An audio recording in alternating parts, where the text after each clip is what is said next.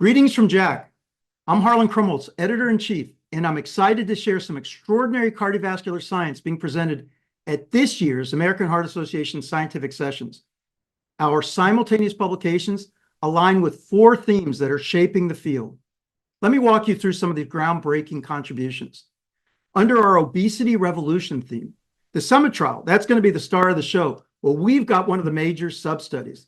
The Summit trial's CMR study offers critical insights into how tirzepatide affects cardiac structure and function in patients with obesity-related heart failure with preserved ejection fraction. This work highlights key mechanisms driving improvements in heart failure outcomes. The SELECT trial, remember that from last year's AHA sessions?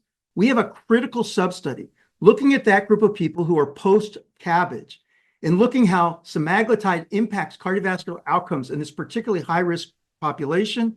I believe this paper is going to influence the guidelines.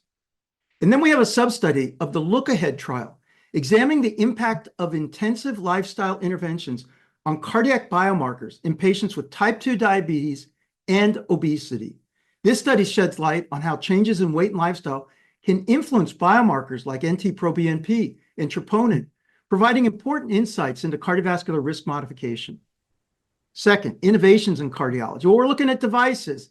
The Emplatzer trial presents 5-year follow-up data on left atrial appendage occlusion, offering long-term insights into the safety and efficacy of this stroke prevention strategy for atrial fibrillation. How about health services research? A key analysis examines the performance of hospital-employed cardiologists, comparing those who aren't employed by hospitals, providing fresh insights into how employment models influence procedural and clinical performance.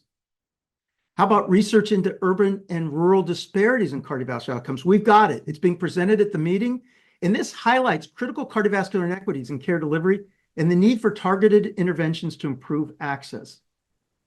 Another key theme is cardiovascular risk factors and outcomes.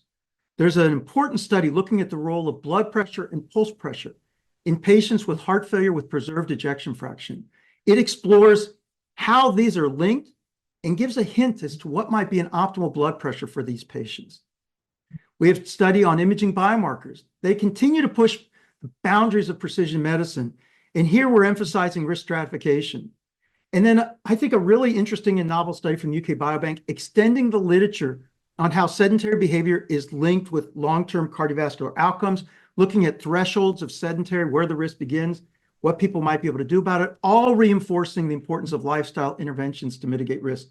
Each of these studies and others represents the cutting edge of cardiovascular science, supported by expert editorials that provide invaluable context and guidance, translating these findings into practice, helping us to understand how we move knowledge into our everyday clinical world, and also providing the perspective of where we're going in cardiology.